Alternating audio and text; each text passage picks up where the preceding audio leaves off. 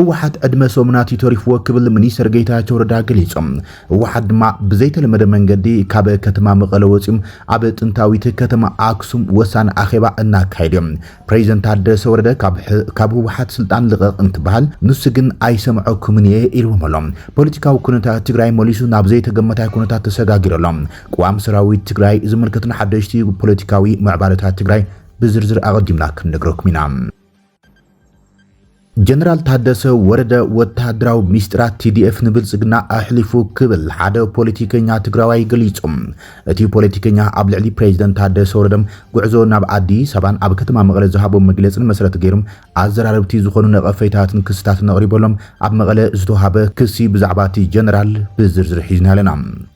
ፖሊስ ትግራይ ውን 73,000 ኖት ዘይሕጋው ገንዘብን ሽጉጥን ኣብ ትሕቲ ቁጽር ከም ዝዓለ ገሊጾም ቀዳማይ ሚኒስተር ዳግማይ ኩናት ምጅማር ኣብ ድሉነት ከም ዘሎ ኣፍሊጦም ዓለማዊ ትካል ገንዘብ ዓለማዊ ቁጠባ ብስንኪ ኩናት ማእኸላይ ምብራቅ ኣብ ከቢድ ሓደጋ ወዲቁ ከም ዘሎ ኣፍሊጦም ካብ ትግራይ ሆራይዘን ዝኸብረ ሰላምታና ብዘለኹም ይብጻሕኩም ሰብስክራይብ ላይክ ሼር እናገበርኩም ዜናታትና ተኸታተሉም ናብ ዝርዝራቱ ክንሰግሪና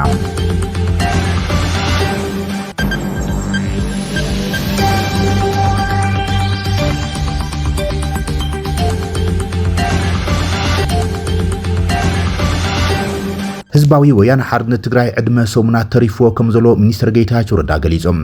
ወሓድ ድማ ብዘይተለመደ መንገዲ ካብ ከተማ መቐለ ወፂኡ ኣብ ጥንታዊት ከተማ ኣክሱም ወሳነ ኣኼባ እናካየዶም ፕሬዝደንት ታደሰ ወረደ ካብ ህወሓት ስልጣን ንክለቅቕ ዝቐረበሉ ጻውዒ ድማ ከይተሓስብዎ ኢሉ መሊሱ ንዕኦም ኣየዋጽእኩምን ክብል ተገልቢጡ ጠንቂቖም ፖለቲካዊ ኩነታት ትግራይ መሊሱም ናብ ዘይተገመታይ ኩነታት ይተሰጋጊሩ ዝርከብ እቲ ንዝሓለፈ 50 ዓመታት ንፖለቲካ ኢኮኖሚን ጸጥታን ትግራይ ዝቆጻጸረ ህወሓት ንመበል ብዙሕ ግዘ ኣብ ውሽጢ ክፍፍል ኣጋጢሞም ከም ዘለውን ነቲ ሚድያ ቅርበት ዘለዎም ሚድያታት ይጽብጽባየን ዘላም ንሽመት ፕሬዝደንት ጀነራል ታደሰ ወረደ መንግስቲ ፌደራል በይና ኣብ እዩ ኢሉ ዝተቃወመ ብዶክተር ደብረጽዮን ገብረ ሚካኤል ዝምራሕ ህወሓት ዝሓለፉ ክልተ መዓልታት ብዘይልሙድ መንገዲ ካብ ከተማ መቐለ ቤት ጽሕፈቱ ወፂም ኣብ ጥንታዊት ከተማ ኣክሱም ህጹጽ ኣኼባ ተቐሚጡ ከም ዘሎ ገሊጾም እቲ ኣኼባ ድማ ብቐንዱ ኣብ ጉዳይ ሽመት ፕሬዝደንት ታደሰ ወረደን ምስ መንግስቲ ፌደራል ዘሎ ኩነታትን ጉዳይ ጽምደን ውሳነታት ክሕልፍ ምዃኑ ነቲ ጉዳይ ቅርበት ዘሎም ፍልፍላት ዜና ዝገልጹ ዘሎም ፕሬዝደንት ጊዜያዊ ምምሕዳር ጀነራል ታደሰ ወረደ ምስ ህወሓት ናብቲ ዝሓለፈ ዓመት ኣቶ ጌታቸው ረዳ ኣጋጢሞ ዝነበረ ወጥሪ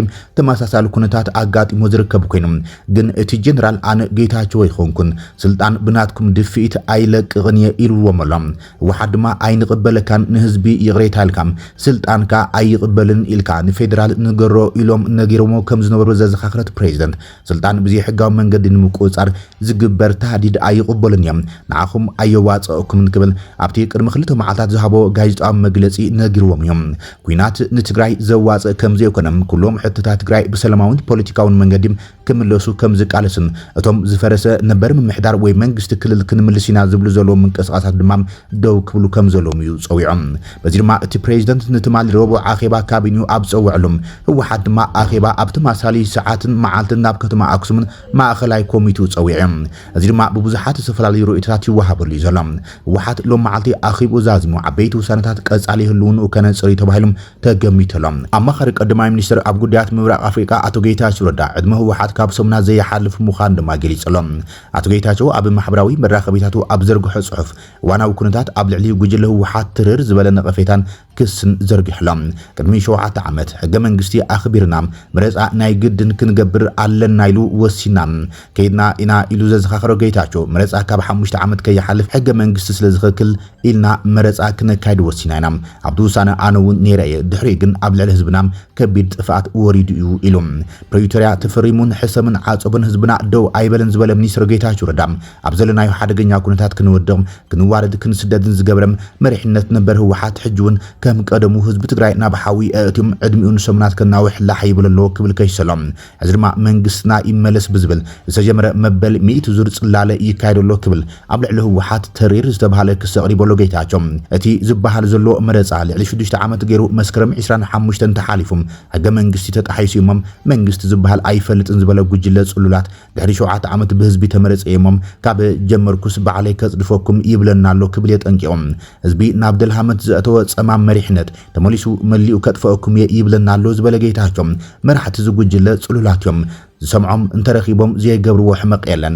ሻዕብያ ግን ይሰምዖም ይህሉ ስለዝጠቕሞ ክብል ኣዘራራቢ ርእይቶ ቀሪበሎም ባዕሶም ምስ ታደሰ ድዩ ምስመን ብዘየገድስ ደብረጽዮን ካብ ዝመርሖ ኩናት ታደሰ ዘእውየሉ ሰላም ይሕሸኒ ክብል ድማ ኣዘራራቢ ጽሑፍ ይዘርግሕ ዘሎ ጌታቸው ኣብቲ ዝሓለፈ ሰሙን ስልጣን ተወሰኸ ሓደ ዓመት ዝተናውሕም ጀነራል ታደሰ ወረደም ካብ ህወሓት ብፍላይ ከቢድ ብድሆ ከም ዘጋጥሞዮም እቶም ምዕባለታት ዘረድእ ዘሎም ኣመራርሓ ሰራዊት ገሊኦም ነቲ ፕሬዚደንት ዝድግፉ ገሊኦም ድማ ነቲ ብደብረጽዮን ዝምራሕ ጉጅለ ህወሓት ከም ዝኾነን እዚ ድማ እቲ ፖለቲካዊ ወጥሪም ዝያዳ ዘሻቅል ገይርዎሎም ህወሓት ንመኸተ ምድላዋቱ የጠናኽር ከም ዘሎ ዝሕብር ዘሎ ኮይኖም ጻውዒት ነባራት ዕጡቃት ገይሮሎም ህወሓት ኣብ ዝሕዝዋን ብዘይተገመተ መንገዲ ኣብ ክልተ ምክፋሉ ዘመልክቱም ጸብጻባት እውን ነቲ ውድብ ቅርበት ዘሎም ኣካላት ይገልጽዮም ዘሎም ደደቢት ሚድያ ቅድሚ ሓደ መዓልቲ ኣብ ዘርግሖተ ጸብጻብ ህወሓት ሕዝቡን ከም ብሓዱሽ ኣብ ክልተ ተኸፋፊሉ ከም ዘሎ እዮም በቲ ሓደ ጉጅለ ዶክተር ደብረጽዮን ገብረ ሚካኤል ወይዘሮ ፈትለወርቅ ገብረ እግዚአብሔር ዶክተር አብርሃም ተኸስተን አቶ አማኑኤል አሰፋን ዝርከቡ ኮይኖም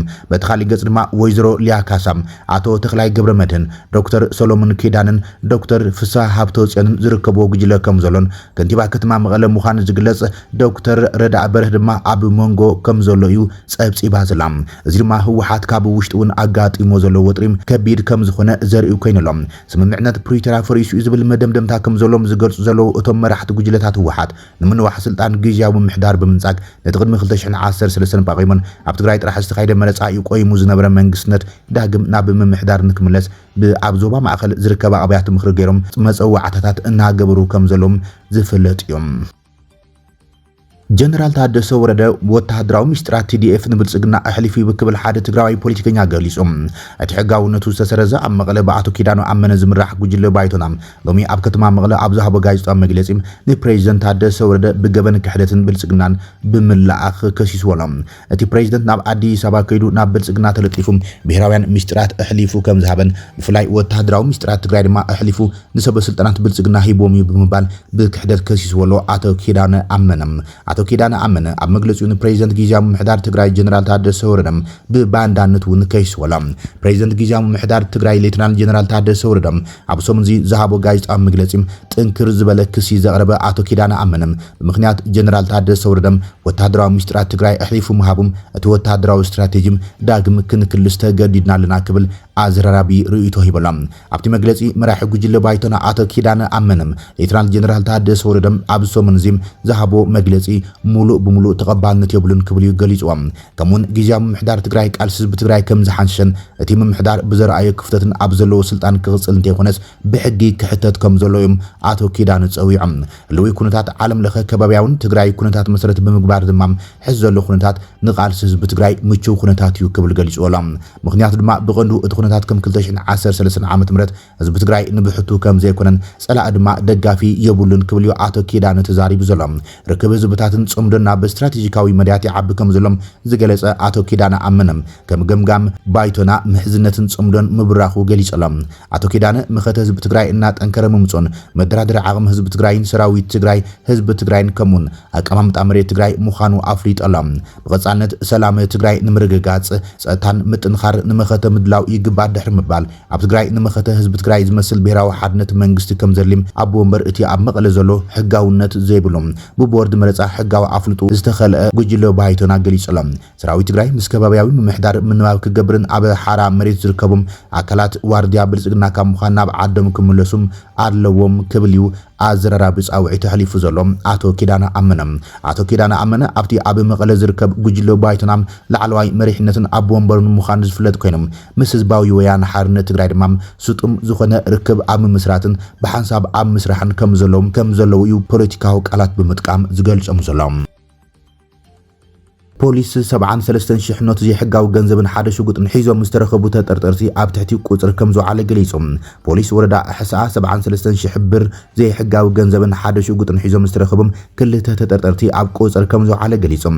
ኣዛዚ ፖሊስ ወረዳ ሕሳኣ ዋና ኢንስፔክተር ገበዩ ማውጫም ከም ዝገለጾም ኣብታ ወረዳ ሕብረተሰብን ፖሊስን ተዋይዶም ብዝገበረ ክትትል ዘይሕጋውን ብርን ዕጥቅን ሒዞም ዝተረኸቡም ክልተ ተጠርጠርቲ ኣብ ቁጽሪ ከም ዝውዓለን እቲ ጉዳይ ናብ ቤት ፍርዲ ንምቕራብ ኣብ ከይዲ ምጽራይ ከም ዘሎን ገሊጾም እዚ ሕጋዊ ገንዘብ ካብ ካልእ ከባቢ ተዘርጊሑ ኩሉ ስለዝኽእል ክሳብ ጣብያታት ክትትል ይግበር ከም ዘሎ ዝሓበረ ተዋና ኣዛዚም ሕብረተሰብ ዘጠራጥሩን ዘይንጹራትን ኖት ገንዘብ እንተጋጥም ንዝምልከቶ ኣካል ሪፖርት ክገብር ከም ዘሎም ብፍላይ በብደረጁ ዘለዎ ኣባላት ጸጥታ ኣድላይ ክትትል ክገብሩ ከም ዝግባም እቲ ዋና ኣዛዚ ወሲኹ ገሊጾም ቀድማ ሚኒስተር ዳግም ኩናት ንምጅማር ድሉ ከም ዝኾነ ገሊጾም ቀድማ ሚኒስተር እስራኤል ቤንጃሚን ኔታንያሁ ሃገሩ ምስ ኢራን ዳግማይ ኩናት ንምጅማር ኣብ ድልውነት ከም ዘላ ገሊጾም እቲ ቀድማ ሚኒስተር ንዝገለጸ እስራኤል ምስ ሊባኖስ ምስ ተሓደሰ ዝርብ ሰላም ጎኒ ጎኒ ኣብ ልዕሊ ሂዝቦላ እትገብሮ ወተሃደራዊ ወፍርታት ኣሒላ ኣብ ትቕጽልል ዘላ እዋን እዮም ኔታንያሁ ኣብ ናይ ቪድዮ መልእኽቱ ኣሜሪካውያን መሓዙታም ምስ ኢራን ዝገብርዎ ዝምድናን ዘተን ብቐጻሊም ይሕብሩና እዮም ዘለዉ ኢሎም ኣሜሪካ ምስ ኢራን ኣብ ስምምዕነት ክትበጽሕ ኣብ ትጽዕረሉ ዘላ እዋን እስራኤል ድማ ንሂዝቦላ ተኽሲ ዶም ባል ንኽሰማማዕ ጸቕጢ ኣብ ትገብረሉ ዘላ እዋን እቲ መግለጺ ሂቦም ምስ ኣሜሪካ ተመሳሳሊ ዕላማ ኣለና ዝበለ ኔታንያሁ ኢራን ነቲ ዝሃብተመ ዕቁር ዩራኒየም ኣወጊዳም ኒውክሌራዊ ፕሮግራም ሙሉእ ብምሉእ ክተጥፎም ከም ዝደሊ ገሊጾም ብዋሰንቲ መሳገሪ ባሕሪ ዳግማይ ንምኽፋት ዝነበሮም ናይ ሓባር ዕላማ እውን ኣካፊልዮም እቲ ቀድማ ሚኒስትር ወሲኹ እዚ ኩነታት ብኸመይ ክውዳእ ወይ ብኸመይ ክቕጽል ምዃኑ ንምዝራብ ቅዱም ምዃኑ ብምግላጽ እንተኾነ ግን እቲ ኩናት ዳግማይ ክጅመር ከም ዝኽእል ኣብ ግምት ብምእታው ንዝኾነ ኩነታት ድልዋት ኢና ኢሎም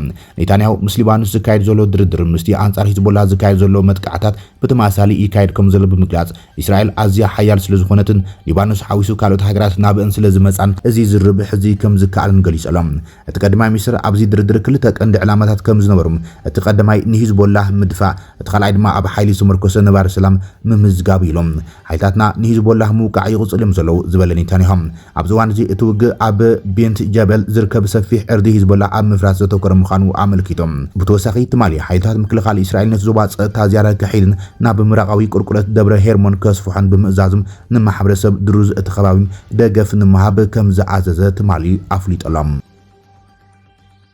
IMF ዓለማዊ ቁጠባ ብስንኪ ኩናት ኢራን ኣብ ሓደጋ ወዲቑ ከም ዘሎ ፍሊጦም እቲ ምስ ኢራን ዝካየድ ዘሎ ኩናት ኣሜሪካን እስራኤልን ከምኡውን ምንሃር ዋጋታት ሓይሊ ወይ ድማ ነዳዲን ተቐጺሉ ዓለማዊ ቁጠባ ኣብ ዝሕታለ ክወድቕ ከም ዝኽእል ኣህጉራዊ ትካል ገንዘብ IMF ኣጠንቂቖሎም እቲ ትካል ኣብ ዘውፅኦ ቁጠባዊ ትንታነ እቲ ዝኸፍአ ኩነታትን ተጋጢሞም ወሰኽ ዋጋ ነዳዲ ጋዝን መግብን ሎሚ ዓመትን ንዓመታን ተቐጺሉ ዓለማዊ ዕብየት ትሕቲ 2 ሚእታዊት ክወርድ ከም ዝኽእል ገሊጾም እቲ ዝቐረበ ዓለማዊ ዝሕታለ ቁጠባ ዘጋጥሙን ልግዘም ኣብ እዋን ለበዳ ኮቪድ ምንባር ብምዝኻር እዚ ድማ ካብ 1980 ጀሚሩ ን4 ግዜ ጥራሕ ዘጋጥመም ዓለማዊ ቁጠባዊ ዝሕታለ ዳግም ናይ ምኽሳት ተኽእሎ ኣዝዩ ዝለዓለ ምዃኑ መልኪቶሎም ሚኒስትር ገንዘብ ኣሜሪካ ስኮት ብሰንት ንቢቢሲ ኣብ ዝሃቦ ቃል ኢራን ንርእሰ ከተማታት ምዕራብ ብኒውክሌራዊ ኣጽዋር ናይ ምጥቃዕ ስጋታን ምውጋድ ንኡስ ቁጠባዊ ስቃይ ክኽፈል ዝግብኦ ዋጋ ምዃኑ ገሊጾም እቲ ኩናት ካብ ጅምር 6 ሰሙናት ገይሮም ኣብ ዘለሉ እዋን ብስንክቲ ኣገዳሲ መስመር ዝኾነ መጻብ ሆርሙዝ ምዕጻውን ኣብ መንጎ ኣሜሪካን ኢራን ዝካየድ ዝነበረ ዘተ ሰላም ምፍሻልን ዋጋ ጸዓት ኣዝዩ ይሂሮሎም እግራው ትካል ገንዘብ ዓለማዊ ቁጠባ ዳግማይ ካብ መስመሩ ክንደህልጽ ይረአሎም እዚ ድማ ብምኽንያት ናይቲ ኣብ መወዳእታ ለካቲት 2026 ኣብ ማእኸላይ ምብራቕ ዝተወልዐ ኩናት ይክብል ኣብርሆም እቲ ትካል ወሲኹ ከም ዝገለጹ ናብ ዓለማዊ ቁጠባዊ ቅልውላው ከምርሑ ዝኽእሉ ስክፍታታት ዘኽእሉ ኩነታት ዋጋ ሓደ በርሚል ነዳዲ ኣብዚ ዓመት እዚ ብገምጋም $110 ኣብ 2027 ድማ $125 ክበጽሕ እንተኽእል ኢሎም ነዚ ግምታት እዚ መሰረት ብምግባር ዝመጽእ ዓመት ዝቕባበ ክሳብ 6 ሚእታዊት ክበጽሕ ከም ዝኽእል ኣህጉራዊ ትካል ገንዘብ ሓቢሮሎም እዚ ድማ ባንክታት ወሰኽ ዋጋታት ንምዝሓል መጠን ወለድ ክውስኽ ከገድድን እዩ ኢሎም ክቡራትን ፍትዋትን ተኸታተልቲ ዜናታትና ነዚ ሰዓት ዝበናይ መሓደሽቲ ምዕባለታትን እዋናዊ ዜናታትን ዛዚምና ኣለና ንምክትታልኩም ነመስግን ሰላም